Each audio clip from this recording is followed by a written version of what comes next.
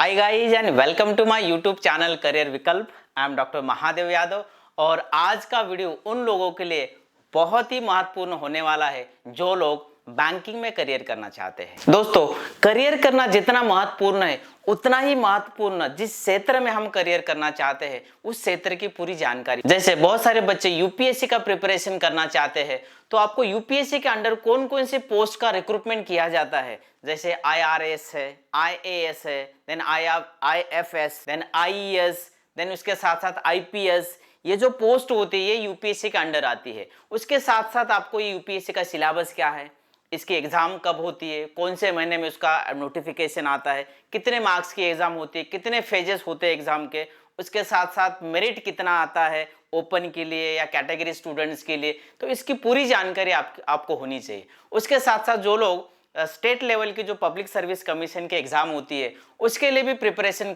करना चाहते हैं, वो एग्जाम के बारे में आपको पता होना चाहिए। उसका सिलेबस क्या है, उसमें कितने मार्क्स के लिए पेपर्स होते हैं, जैसे प्रीलिमिनरी एग्जाम कितने मार्क्स की होती है, मेन एग्जाम कितने मार्क्स की होती है, इंटरव्यू होती है कि नहीं ये भी पता होनी चाहिए। उसके साथ साथ उसका सिलेबस क्या है, कट ऑफ लिस्ट कितना होता है पर्टिकुलर कैटेगरी के लिए, ये आपको पता होना चाहिए। जैसे बैंकिंग क्षेत्र में करियर करते समय कौन से बैंक में करियर करना है, क्योंकि बैंक तो अलग अलग प्रकार की है, सरकारी बैंक है, प्राइवेट बैंक है, फॉरेन बैंक है, कोऑपरेटिव बैंक है, उसके साथ साथ कुछ स्पेशलाइज्ड बैंक है। अपने देश की जो आरबीआई वो भी एक बैंक है, उसमें भी अलग अलग पोस्ट का रिक्रूटमेंट होता है। तो आपको करियर करते समय कौन से बैंक में करियर करना है ये निर्धारित करना पड़ता है। एक बार आपका बैंक निर्धारित होने के बाद नेक्स्ट क्वेश्चन हमारे मन में आता है कि कौन से पोस्ट के लिए प्रिपरेशन करना है, क्योंकि बैंकिंग सेक्टर में अलग अलग पोस्ट के लिए रिक्रूटमेंट होता है। जैसा अगर देखा जाए तो पब्लिक सेक्टर बैंक में clerk post, then probationary officer post या स्पेशलिस्ट ऑफिसर पोस्ट। आरबीआई का देखा जाए तो बी ग्रेड का पोस्ट होता है। देन एसबीआई में भी एसबीआई पीओ होता है, एसबीआई जूनियर एसोसिएट्स होता है, एसबीआई एसोसिएट स्पेशलिस्ट ऑफिसर का पोस्ट होता है। उसके साथ साथ नाबार्ड का देखा जाए तो ए ग्रेड ऑफिसर होता है, या आरआरबी जो रीजनल रूरल बैंक जिसको कहा जाता है। ये बैंक में ग्रुप ए और ग्रुप बी ऐसे दो प्रकार के ऑफिसर्स होते हैं। तो आपको यह तय करना पड़ता है कि अगर पोस्ट डिसाइड करना है तो कौन सी पोस्ट मेरे लिए अच्छी है। उसके साथ साथ आपको यह भी देखना पड़ता है कि जो मैं आज एजुकेशन ले रहा हूं या मैंने जो लिया है या मैं जो लेने जा रहा हूं वो एजुकेशन उस पोस्ट के लिए कितना महत्वपूर्ण है। तो इस वीडियो में हम ये 3 पॉइंट्स के ऊपर चर्चा करेंगे। पहला पॉइंट है कि बैंक का क्लासिफिकेशन, कितने प्रकार के बैंक है। दूसरा है कि कितने प्रकार की पोस्ट होती है बैंकिंग सेक्टर में जिसका रिक्रूटमेंट होता है। और तीसरा है कि आज का जो एजुकेशन मैं ले रहा हूं वो कितना महत्वपूर्ण है वो पर्टिकुलर पोस्ट के लिए जिसमें मुझे करियर करना। दोस्तों, बैंकिंग में करियर करते समय ये जानना बहुत ही महत्वपूर्ण होता है कि बैंक कितने प्रकार की है, classification of banking sector in our country. So वैसा देखा जाए तो बैंकिंग का जो क्लासिफिकेशन है वो हम शुरू करेंगे हमारा जो सेंट्रल बैंक है जिसको आरबीआई बोला जाता है, रिजर्व बैंक ऑफ इंडिया, वहां से RBI comes first, that is the father bank of all banking sector, जो हमारा सेंट्रल बैंक है भारत का। दूसरा जो प्रकार होता है बैंकिंग सेक्टर में वो public sectors banks. So public sector banks में again we can split in 2 parts, 2 भागों में उसको हम डिवाइड कर सकते हैं। एक है एसबीआई जिसकी स्थापना 1955 में हुई थी, क्योंकि ये अलग इसलिए किया कि उसका जो रिक्रूटमेंट प्रोसेस होता है ये पूरा अलग होता है। जैसे एसबीआई पीओ प्रोबेशनर ऑफिसर का recruitment, then SBI junior associates, उसके साथ साथ एसबीआई स्पेशलिस्ट ऑफिसर। तो ये जो रिक्रूटमेंट प्रोसेस है ये एसबीआई खुद करती है, उसका एक अलग नोटिफिकेशन आता है और उसका रिक्रूटमेंट प्रोसेस अलग रहता है। देन पब्लिक सेक्टर्स बैंक्स है जिसमें हम बोलेंगे कि ये सरकारी बैंक्स जो 1969 में 14 बैंक का नेशनलाइजेशन किया था गवर्नमेंट ऑफ इंडिया ने। उसके साथ वो 14 बैंक और 1980 में 6 बैंक का नेशनलाइजेशन किया था। वो 6 बैंक्स, ऐसे 20 बैंक जिसको हम पब्लिक सेक्टर्स बैंक बोला जाता है, जिसको कमर्शियल बैंक भी बोला जाता है। तो ये बैंक का प्रोसेस अलग होता है, जिसका प्रोसेस आईबीपीएस द्वारा किया जाता है, जिसको institute of banking personal selection board भी कहा जाता है। तो ये जो बैंक का प्रोसेस है ये प्रोबेशनर ऑफिसर पोस्ट के लिए, क्लर्क पोस्ट के लिए और उसके साथ साथ स्पेशलिस्ट ऑफिसर के लिए ये आईबीपीएस द्वारा किया जाता है। तो ये अलग प्रोसेस है, इसलिए उसको क्लासिफिकेशन में हमने एक अलग प्रकार में डाल दिया है। दोस्तों, पब्लिक सेक्टर बैंक में जो clerk post, then probationary officer post या स्पेशलिस्ट ऑफिसर पोस्ट, इस बारे में मैंने एक अलग अलग वीडियो बनाया है, सेपरेट वीडियो बनाया है। आप मेरा जो YouTube चैनल है वो करियर विकल्प, उसमें विजिट करके आप वो वीडियो देख सकते हैं, या ये वीडियो के डिस्क्रिप्शन में उसका लिंक भी दिया है, तो आप ये वीडियो देख सकते हैं। तीसरा जो टाइप है वो है प्राइवेट बैंक्स। प्राइवेट बैंक्स में अलग अलग प्रकार के बैंक्स आते हैं, जिसका लिस्ट हम देखेंगे।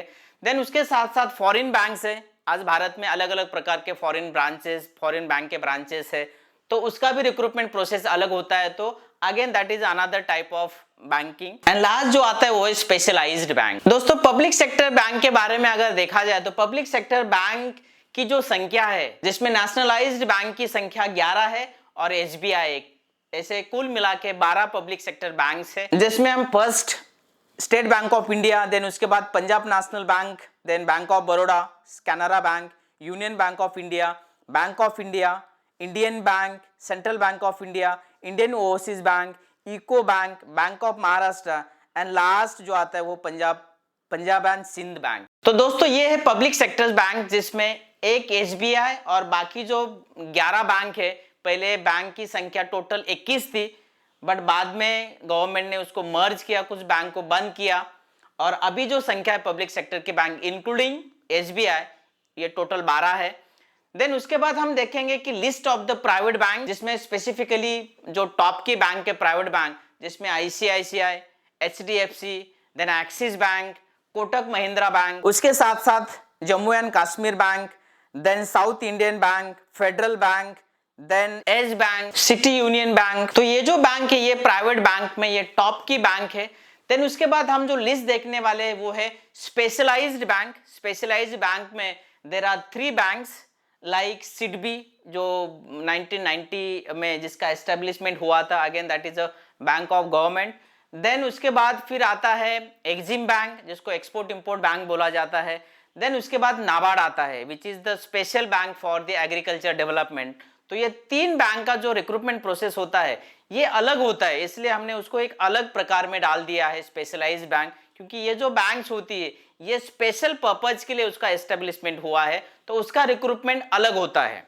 It is not recruited by the IBPS institute. Then last में हम देखेंगे कि list of the foreign banks in our country. जैसे कि आज भारत में अलग अलग प्रकार की फॉरेन बैंक की ब्रांचेस है, जैसे national Australian bank, then AB bank limited, then HSBC bank, then city bank, then उसके बाद DBS bank limited, then united overseas bank limited, then उसके बाद JP Morgan bank, then standard chartered bank. तो ये कुछ top foreign banks है। तो दोस्तों ये जो लिस्ट दिखाने का मकसद यही है कि आपको उसमें से कौन से बैंक में करियर करना है ये निर्धारित करना पड़ेगा। करियर करते समय मेरे लिए कौन सी बैंक अच्छी रहेगी, public sector banks, private bank, या फॉरेन बैंक, या स्पेशलाइज्ड बैंक। दोस्तों जब हम बैंक निर्धारित करते हैं कि अभी मुझे पब्लिक सेक्टर में बैंक में मुझे मेरा करियर करना है, या प्राइवेट सेक्टर में, या फॉरेन बैंक में, या स्पेशलाइज्ड बैंक में, तो नेक्स्ट क्वेश्चन आता है हमारे मन में, वो है कौन से पोस्ट के लिए। There are different types of post recruited in the public sector banks, या फॉरेन बैंक्स, या प्राइवेट बैंक्स,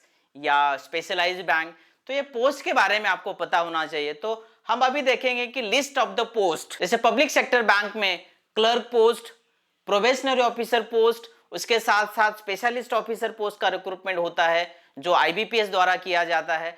तो यहाँ आपको एक डिसाइड करना पड़ेगा कि मेरे लिए प्रोबेशनरी ऑफिसर पोस्ट अच्छा रहेगा, या स्पेशलिस्ट ऑफिसर पोस्ट अच्छा रहेगा, या क्लर्क पोस्ट अच्छा रहेगा। उसके साथ साथ SBI का अगर आप डिसाइड करते हैं कि SBI में मुझे मेरा करियर करना है, तो SBI का जो पोस्ट का जो प्रोसेस होता है, SBI का जो पोस्ट होता है वो SBI द्वारा रिक्रूट किया जाता है, उसका नोटिफिकेशन अलग आता है। It is not come under the IBPS institutes. तो SBI में भी आपको ये पता होना चाहिए कि SBI का जो पोस्ट होता है वो जूनियर एसोसिएट्स होता है। उसके साथ साथ प्रोबेशनरी ऑफिसर पोस्ट होता है, जिसको हम असिस्टेंट मैनेजर पोस्ट भी बोलते हैं। देन तीसरा जो पोस्ट होता है स्पेशलिस्ट ऑफिसर पोस्ट होता है। तो आपको ये देखना है कि उसमें से कौन सी पोस्ट मेरे लिए अच्छी है। नेक्स्ट आता है RBI, reserve bank of India. RBI में अलग अलग कैंडिडेट्स का रिक्रूटमेंट होता है, जिसमें B ग्रेड ऑफिसर, देन उसके बाद असिस्टेंट। तो आपको ये पता होना चाहिए कि RBI में अगर करियर करना है तो कौन कौन से पोस्ट है। दोस्तों RBI का जो रिक्रूटमेंट होता है ग्रेड B पोस्ट के लिए, उसके बारे में मैंने एक वीडियो बनाया है। आप मेरा जो YouTube चैनल है करियर विकल्प, उस पर विजिट करके आप वो देख सकते हैं, या ये वीडियो के डिस्क्रिप्शन में मैंने उसका लिंक भी दिया है। तो स्पेशल उसके बारे में मैंने एक वीडियो बनाया है, आप अगर उसमें इंटरेस्ट रखते हो तो you can see that video. Then next आता है private career in private bank. तो दोस्तों कुछ लोगों को पब्लिक सेक्टर बैंक से प्राइवेट बैंक में ज्यादा इंटरेस्ट होता है करियर करने के लिए। प्राइवेट बैंक का एक फायदा ऐसा होता है कि आप जितना मेहनत करेंगे उस हिसाब से आपको प्रमोशन भी मिलेगा और उस हिसाब से पैसा भी मिलेगा, या उसके उल्टा भी होता है कि आपका मेहनत कम तो आपका सैलरी भी कम होता है। बट प्राइवेट बैंक में करियर करते समय ज्यादातर प्राइवेट बैंक का जो रिक्रूटमेंट होता है वो क्लरिकल पोस्ट से होता है, उसके बाद associate, then assistant manager post. तो ये पोस्ट के बारे में आपको पता होना चाहिए। दोस्तों रीजनल रूरल बैंक जिसको RRB भी माना जाता है, ये बैंक गवर्नमेंट की बैंक है जिसका एस्टेब्लिशमेंट 1975 में हुआ था। तो ये भी एक प्रकार की बैंक है जो स्पेसिफिकली रूरल डेवलपमेंट के लिए काम करती है। तो इसका रिक्रूटमेंट IBPS द्वारा अलग से होता है। अगर आप RRB बैंक में करियर करना चाहते हैं तो आपको ग्रुप A और ग्रुप B के बारे में पता होना चाहिए। तो दोस्तों नेक्स्ट इंपॉर्टेंट पॉइंट है वो है एजुकेशनल क्वालिफिकेशन। दोस्तों बैंकिंग सेक्टर में जितना भी रिक्रूटमेंट होता है उसके लिए minimum qualification bachelor degree from any stream या पोस्ट ग्रेजुएट डिग्री, ये मिनिमम क्वालिफिकेशन माना गया है। बट ये भी उतनी महत्वपूर्ण बात है कि बैंकिंग सेक्टर द्वारा उन लोगों को ज्यादा प्रेफरेंस दिया जाता है जिनका बैचलर डिग्री मैनेजमेंट से हुआ है, बैंकिंग एंड फाइनेंस से हुआ है, जैसा कि BA in banking and finance या BBA in banking and finance या BCom प्लेन BCom या BCom इन बैंकिंग या BSc in banking and finance, या उसके साथ साथ बैचलर ऑफ बिजनेस, या तो PG के बारे में देखेंगे तो MCom plain MCom master of commerce या MCom in banking and finance, MCom in banking या MCom in banking and insurance, then MA in economics, उसके साथ साथ MSc in banking and finance, MSc in banking and insurance. Then उसके साथ साथ special preference is given to the MBA students like MBA in finance, MBA in marketing या MBA in HR, MBA in banking या insurance, MA economics या MSc economics students। दोस्तों specifically banking क्षेत्र में आप अगर करियर करना चाहते हो तो इस हिसाब से आपका एजुकेशन होना चाहिए। अगर आप 12वीं के बाद स्पेसिफिकली मैनेजमेंट कोर्स के लिए 12वीं के बाद मैनेजमेंट कोर्स की तरफ जाएंगे, जैसे कि अभी जैसा हम ये लिस्ट में देखा है, या बैचलर डिग्री के बाद अगर आप MBA in finance, marketing, HR करेंगे तो डेफिनेटली आपको ये बैंकिंग सेक्टर में उसका फायदा हो जाएगा। तो दोस्तों बैंकिंग में करियर करते समय ये 3 चीजों के बारे में जानकारी होना बहुत ही महत्वपूर्ण होता है। तो चलिए दोस्तों आज के लिए बस इतना ही, फिर मिलेंगे एक नए वीडियो के साथ, एक नया करियर विकल्प के साथ। Thank you for watching.